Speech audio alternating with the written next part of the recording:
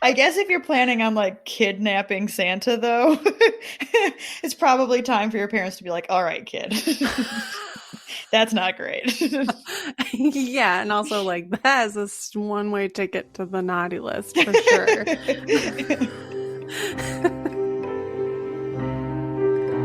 I'm Paige. And I'm Megan. And this is Spooky Science Sisters. Hello, you're listening to Spooky Science Sisters, a podcast where we present to you a science-based and probably very giggly discussion on all things strange and unusual. If you have kiddos who are listening with you, you may want to have them leave the room because in this special Christmas-themed episode, we are going to share a couple of stories about how some of our listeners found out that Santa Claus isn't real. But before we get started talking about Santa, we need to do something spooky. So, Megan, do you have anything spooky to share? I'm annoyed because I feel like I had a good thing that was actually spooky, but I totally forgot. But I do have something that's sort of adorable and slightly spooky. So, my daughter Alice is very into hide and seek, but like many 2-year-olds does not quite get the point that, you know, you need to go hide somewhere. Like just because you're under a blanket doesn't mean that we don't know where you are. So 2 mornings in a row, or maybe it was like a morning and a nap time, I don't remember, but I opened the door to her room and just like immediately busted out laughing because she's just sitting in her little toddler bed with a blanket draped over her, like some sort of little rainbow print ghost. It's so adorable. It's very cute. And I bust out laughing and she goes, I'm hiding.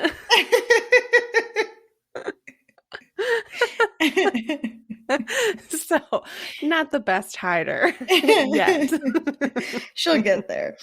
Yes. But we've been playing a lot of hide and seek. Although it was creepy that my husband said, he was like, well, just wait until, because right now we shut her door at night. We have like a baby proof thing on it. So she can't just like wander the house. But he was like, wait until we let her wander around and you wake up and she's like standing next to your bed with a blanket over her head in the middle of the night. It's like, absolutely not. That would be the end of that. Yes, so very cute. I just released our Thanksgiving episode in mid-December, so things are going great timing wise there. And my something spooky from that was the housing market.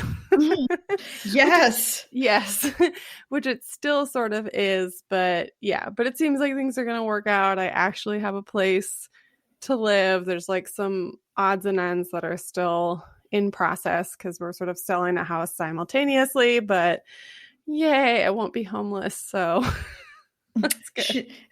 In other words, Megan will not be moving in with me, so the podcast will continue. The podcast will continue, yes. We won't have to live in the same house and drive each other crazy and, you know, inevitably break up. I don't know that it would be inevitable. It would probably be fine. Okay. If it did happen, I would blame your brother. Okay.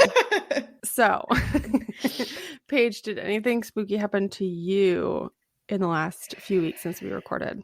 I don't think so. I'd probably tell you all the spooky stuff. So I'm missing something or I'm forgetting something. Just let me know, but I can't remember. I feel like there's always something a little spooky going on in this house, so nothing new really. But I just cannot believe, A, that I've been living here for a year, B, that we are already to Christmas, like we're only 6 days away, and that soon we're going to be heading into our 3rd year as podcasters. Yeah, that's really weird. Which is like, it sort of feels like we just started like 6 months ago to me. I mean, yeah, we've certainly made progress. You know, we've obviously been at it longer than 6 months, but it just feels like we just started. So yeah, I think like if you asked me and I had to think about it really quick, I would say like, oh yeah, we just started it like, this past spring. And it's like, Right. no, that was like 2 springs ago. Yeah. So that's crazy. Time is meaningless. I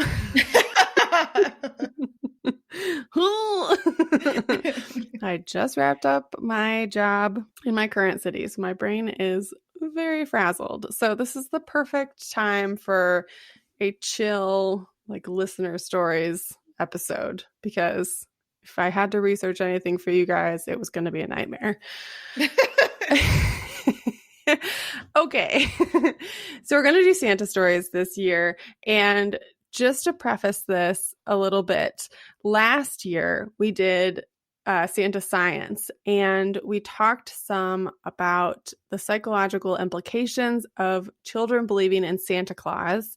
And a big part of it was deciding that Santa fits the criteria for a boogeyman, which is like still a hill that I will die on. Yeah, he absolutely is. But with respect to, the impact on children, there were 2 camps. So there was one camp who were party poopers and said, you shouldn't let your kids believe in Santa because science literacy is bad enough these days, which like obviously we are definitely living through that right now. But, the idea that it could lead them to be more willing to accept pseudoscientific or unscientific things in the future. And I see where that person was coming from, but I think you and I decided like, come on, like just let kids have some fun. It's fine. Yeah. I mean, I certainly think this would be we would be talking about this a little differently if we were trying to convince like 22-year-old adults that Santa was real, but like Exactly. they're children. Exactly. Right.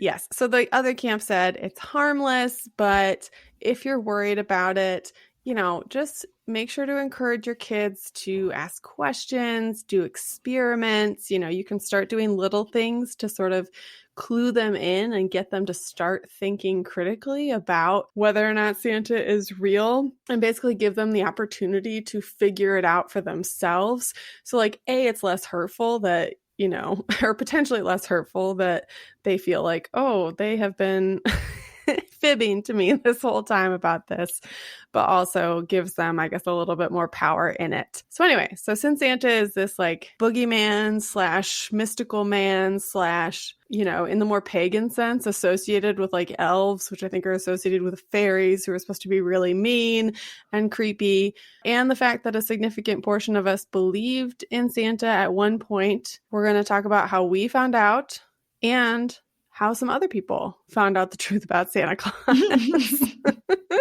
So, Paige, do you want to go first? Yeah, why don't you go first and do your story? And then we'll just like go back and forth. For sure. So I was telling Elliot this story earlier, and I told him mine is less of like one defining moment or like one story that I remember. It's more of just like the lifestyle. That's what I told him. So I grew up with a father who giggled every single time he said Santa Claus or reindeer. So like, I think I was like tipped off pretty early on that something was a little weird about Santa Claus. And I mean, they always did a really good job with it. And we always had gifts under the tree from Santa. And like our Santa was pretty awesome because we always had like our one big gift was unwrapped. So it brilliant on their part because then we got to come downstairs and like play with a toy while they continued to sleep. That is a good move. Yeah, really smart. But like, you start talking to other kids and realize that their kids aren't getting that from Santa Claus. And it's like, well, that's kind of weird. Yeah, right. But all that stuff sort of had me questioning it. I suppose like if I had to point my finger at the moment that I knew it was untrue, and I don't remember what grade I was in, but it was in school. It always is, right? There's always like a kid who ruins it for everybody else. And there was this kid who first, let me back up because I have to tell you that my parents were really bad about the tooth fairy. And so like I would like frequently lose a tooth, come downstairs the next morning and be upset because the tooth fairy didn't bring me money. My tooth was still there. And my parents would be like, oh, that's weird. And then, 15 minutes later, one of them would say, hey, you should go back upstairs and check. I think maybe the tooth fairy came late or something like that. And I would go up and there would be money. So, I mean, they were like definitely messing up the tooth fairy thing. Mm-hmm. But then, so yeah, I'm in school. And like I said, I don't remember what grade I was in, but this kid brings up to, which this is horrifying, but brings up to me that he is like snooping through his parents' bedroom and finds a box full of all of his baby teeth. Oh. And like is like, so the tooth fairy isn't real because like I found my teeth, my parents have them. Oh no. And I don't really honestly even remember if I brought it up to my parents, but like at that point it was like between all of the tooth fairy blunders and between my dad giggling every time he said Santa Claus, like I was pretty certain that Santa was not real. So Gotcha. That's my story. Gotcha. So did you like ask them for confirmation at that point, or did you just sort of decide? I honestly don't know. I mean, I'm sure I brought it up to them at some point, but like I couldn't tell you what that conversation would have been.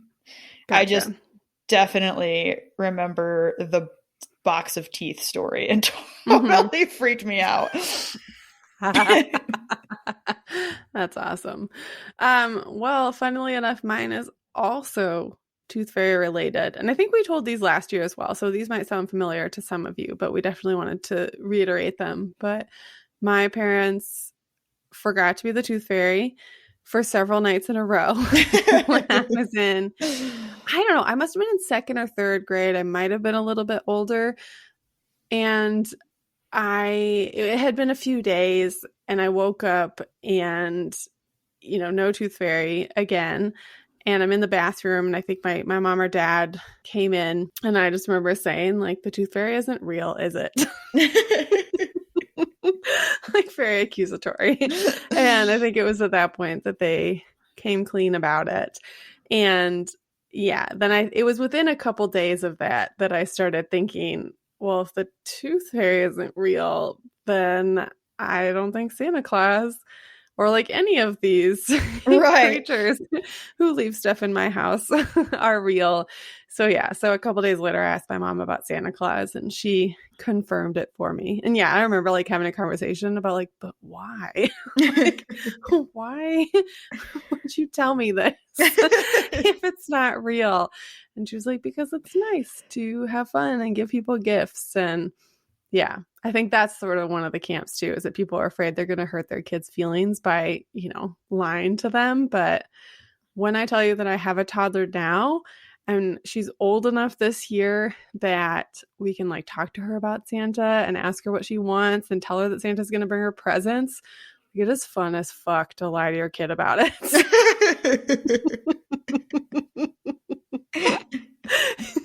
Because she's so excited. Like we've been watching Christmas movies with her and she's very excited to see Santa every time in them. And it's so cute. And it's just like, oh, it's great. So anyway, so now that I'm doing it, I'm like, great. I'm all in on it. Okay. So I think we also have a couple friends and then we also have our husband's stories briefly. And then we will get to the couple listener stories that we have. So Paige, do you want to do Sarah's or Elliot's first? I'll go ahead and do Sarah's because it's like sort of similar to yours. So, and it's super short. So Sarah, she says that basically like kids at school were saying, that Santa Claus wasn't real and she like wasn't really sure if she believed it or not. So she started investigating like the handwriting on her packages or on her presents and like realized that the handwriting was the same as her mom's. And so she says, I cornered my mom in the car dramatically and said, Mom, Santa isn't real, is he? And then when her mom confirmed that Santa wasn't real, she said she proceeded to cry their entire car trip or their entire Kroger shopping trip. Which is like the most Sarah story. Like that's exactly how I would expect it to go down for her. Yeah. Yeah. But it's such a good example Yeah. of, yeah, like what kids are going to do, which is they're going to start to develop critical thinking skills and start thinking about it. Like she looked at her mom's handwriting or looked at the handwriting and figured out it was her mom and stuff. So anyway, okay. So I will do my husband Steven's because I think his is, and I just remembered this today, but I think his is actually quite good. So he found out, and good on him for not cluing you in or anything when you were super young, but he found out because of the movie Gremlins. So I think he was a little bit older. He was like in 4th grade, which is on the old side of a kid finding out that Santa isn't real. But Gremlins is rated PG, so like not totally inappropriate for a 4th grader to be watching, but they straight up say in the movie that Santa isn't real. And that's how he figured it out. Yeah. But like in a horrifying way. So Gremlins is one of those sort of like unofficial, but like everyone has accepted that it's a Christmas movie because it takes place over Christmas. But also kind of a horror movie. Yes, but it's like also, it's a Christmas horror movie, essentially. And the part where they say that Santa isn't real is the main girl character, Kate, tells this story about how her dad went out on Christmas Eve and like never came back, never like didn't come home on Christmas. And after some time, they found him dead, stuck in their chimney, dressed as Santa Claus with all of their presents. Oh no. And at the end of it, she says, that's how I found out there was no Santa Claus. Poor Steven. Poor little Steven. Scarred for life. So yeah, so that's how he found out. And I thought it was very appropriate for this podcast because it's a horror movie that clued him in. But a good thing to remember because that's sort of a horror movie that is acceptable for younger age viewers. But like, be careful because yeah, there's a whole thing in it about how Santa Claus isn't real. So yeah, I don't even remember that. Yeah. Okay. Now it's Elliot's, which I'm excited about the title of it. Elliot they had like their whole family together for Christmas. And he said that one night, apparently all the cousins decided they were like going to go and see what presents were already under the tree. Okay. And so they were out there and they were like, you know, peeking around, but they suspected that like Santa was either like coming back or like had not yet shown up, and those were just like other gifts. And so he said that they had planned like to ambush Santa. And he said he's like not totally clear on whether they were planning on just like catching him to like show everybody that they caught him, or if their plan was to like just steal all the other presents that he had. But like he did confirm with his cousin that this is like actually a thing, because he's like, I want to make sure I'm telling you like the real story. He also said he like vaguely remembers that like one of the cousins was gonna like hide under or like behind the tree to like help catch Santa, but like he said even that he's not totally sure even happened. But like basically the cousins had all come up with this plan to like catch Santa when he showed up, and his aunts and his mom all heard them out there like messing around with the presents. So they came out and they must have told them the plan, and they basically just decided like, okay, it's time to tell them. So apparently like all the cousins had it ruined for them at the same time. Oh no. That's sad though. I mean, I guess that's probably pretty common that kids, like catch their parents in the act of putting out the Santa stuff or filling the stockings or whatever, and then have it spoiled for them that way. But I'm like sort of glad that I found out like not at Christmas time. Like finding out Christmas night would be sad. Yeah, it might be a little bit sad to find out. I guess if you're planning on like kidnapping Santa though, it's probably time for your parents to be like, all right, kid, That's not great. Yeah, and also like that is a one-way ticket to the naughty list for sure. That's really funny. Okay, so one more from a close friend of ours, and then we will do our listener stories once. And this is also a very short one. So this is from Trent. So Trent sent this in an email, and he said, I always had my suspicions when one Christmas, my middle brother and I had new bikes from Santa delivered into our living room.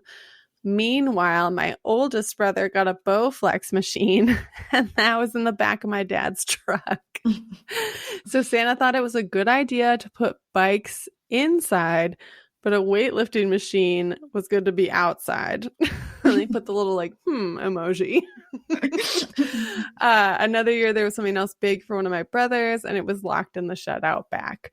So, yes. So they messed up the order. Like, why would Santa leave the Bowflex machine outside in the truck and not in the living room, but bring the bikes inside? So you gotta be sneaky. That's pretty funny. But I think too, though, it is. So I was pulling up some of our old notes from Santa Science last year, and the fact that most kids find out like we're around the age of 7 to 9 years old, and some of them go through this, or not some of them, but all kids around the age of 8 go through this like cognitive, or the shift in their cognitive ability, and become more critical. They're like better critical thinkers. They start to question these things. So it's just funny.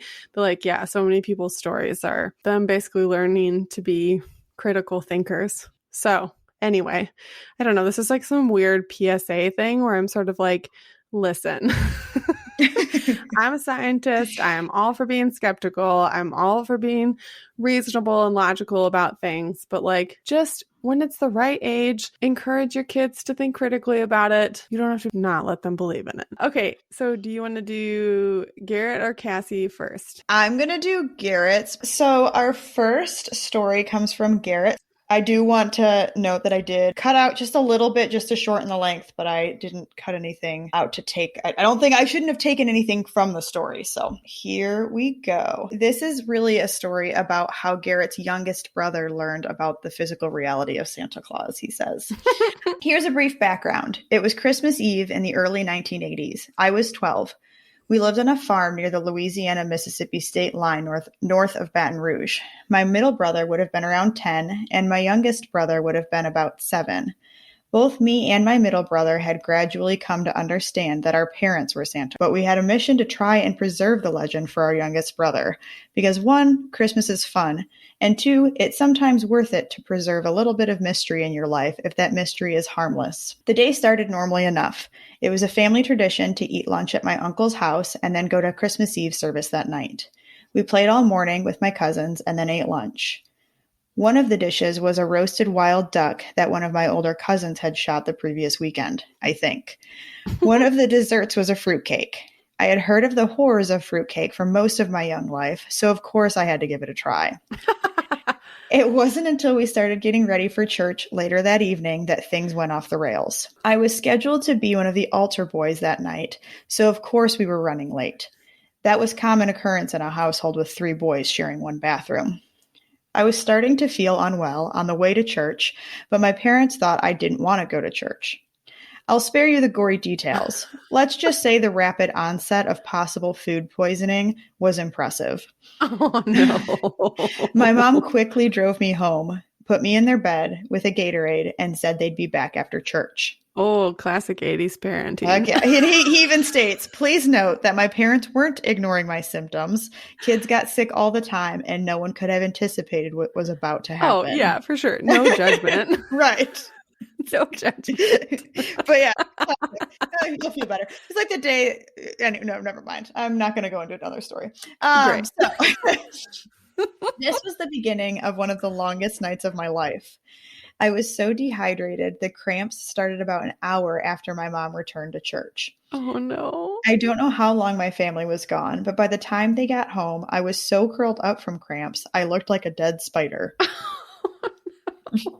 My mom rushed me into the ER around midnight, so that left my dad to manage 2 young boys and Christmas morning.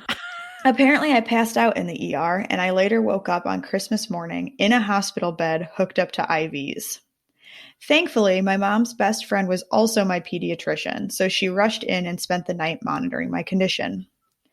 From this point on, I was in and out of consciousness until almost lunch on Christmas Day, so what I'm about to tell you has become a family legend. When my youngest brother woke up the next morning expecting presents from Santa, he learned that not only was I in the hospital with a vicious GI infection / food poisoning, but Santa, aka a very distracted dad, had forgotten to take the presents out of their store bags. Oh, no. From what I've been told, he was upset at this sudden revelation.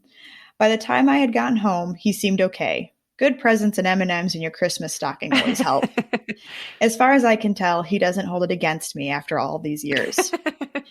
Looking back, I can't help but feel some regret about how this all played out. Obviously, I had no control over getting violently ill, but I feel as an older sibling, it's your duty to protect your younger siblings. Oh. And even though my faith has evolved over the years, please don't tell my mom, I adore Christmas. I love the TV specials, except Rudolph the Red-Nosed Reindeer. Don't get me started on Bigot Claus.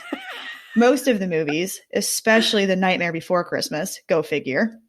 The music, the decorations, etc.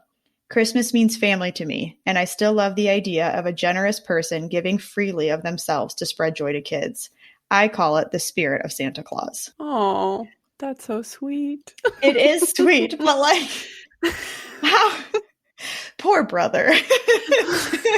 I mean, he had no control over this situation, but like, what a bummer, you know? Yeah. I mean, bummer all around, because I'm sure the parents are stressed as fuck because their kid's in the hospital, and like he's sick, and the poor younger brother finds out. Although I guess if it is any consolation, if your younger brother was 7, it was sort of like, he was on the edge of figuring it out. Yeah, so he's going to figure it out soon anyway. Right. Like he was very close, or at the age where kids start to figure it out for themselves. So, you know. Good point. Too bad Dad didn't withhold the gifts and then just like not put anything out and say, hey, Santa decided to wait to drop your stuff off until your brother is home. You know? Yeah. Yeah. That would have been good. But looking in on the outside, this is what this episode is. This is just like how better to lie to your kids to get them to believe in Santa longer. It's the only time that you'll hear us encouraging people to lie, to like continue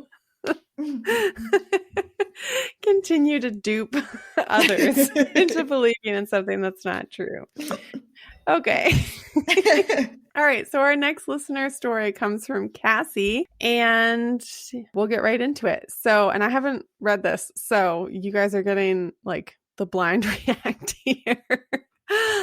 She says, hello, I have a pretty good story here for you. In hindsight, I think it's hilarious, but as a kid, I was pretty traumatized when I found out that Santa wasn't real.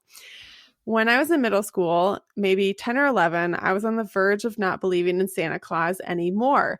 So she believed in it a little bit longer than most kids, which is nice. My mom will tell you it's because she still wanted me to believe. So there you go. Mom is like, she doesn't want to let go of the childhood. I get it, man. Yeah.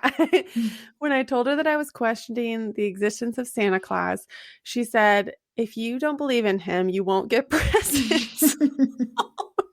Well, I don't remember this conversation. What I do remember is during my time of questioning faith, my sister and I received a letter on Christmassy letterhead. Our names and address were handwritten. I thought this couldn't be the real Santa Claus, but I couldn't identify the handwriting at all. And he had a personal information about us. It had to be Santa. That year, I went all out to make sure that Santa had the best Christmas ever. I gave him cookies, and because we were out of milk, I gave him a glass of water and wrote him a letter. The next morning, I had a response thanking me for the water. I compared the handwriting to the address written on the envelope, and it was exactly the same. I continued to believe in Santa for a minimum of 2 more years. This is so cute. Then one year, my dad, sister, and I were all wrapping presents for the family members that weren't home at the time. He had gotten my brother a pack of boxers and asked my sister if he should write from Santa from down under. What do you mean? I asked. He laughed and explained the joke. I told him I understood the joke, but why was he the one writing Santa's name? Oh no. Turns out he didn't realize that I still believed in Santa Claus. I ran to my room, bawling my eyes out, yelling, I want to believe. I wanted to believe. I don't remember when I stopped being mad at him for spilling the beans that Santa wasn't real, but I was mad at him for quite a while. I don't know when I figured it out, but later in life, I found the letter that I hadn't thrown away yet and realized that the handwriting had been my dad's the whole time. I wanted to believe. I wanted to believe. Oh, it's sweet. Cassie, you sweet soul. That's very cute. And it's cute that your mom was basically like, no. Or she was not ready to let go of the childhood magic, because I think she says she has an older sister, right? Well, she doesn't say it's older, but I assume that the sister and the brother perhaps are older. Yeah, I assumed that she's older, but yeah, but so it sounds like mom maybe wasn't ready to let go of, having a little kid who still believed in Santa Claus. Well, I don't have any other thoughts. This is going to end up being a short episode, but yeah, it is a short one. Well, thank you to everyone who sent us, or to Garrett and Cassie for sending those. Yeah, those were great. Yeah, those are some pretty fantastic stories. I'm gonna say I wanted to believe. I love it. I wanted to believe. Yeah, here's what you don't realize, Cassie, is that Paige and I are just gonna regularly say that to each other all the time. Probably on the podcast. It'll be like when I wanted to believe. When I find out that some ghost video or whatever isn't real, I'm just gonna yell out, I wanted to believe. So you've officially become part of the podcast permanently with that story, because it's so cute. Well, that wraps up our Santa Listener Stories episode, as well as all of our 2021 episodes. Oh, so crazy. I know. So tune in 2022 for episode 40 on spooky chemistry. Ooh. If you like this episode, hit subscribe and share with a friend. You can find us on Twitter and Instagram at Spooky SciPod, Facebook at Spooky Science Sisters, and at our website, SpookyScienceSisters.com. If you have any questions about previous topics or ideas for future episodes, email us at SpookyScienceSisters@gmail.com. As always, thank you for listening, and stay spooky. Happy holidays. I wanted to believe. I wanted to believe. It's so cute.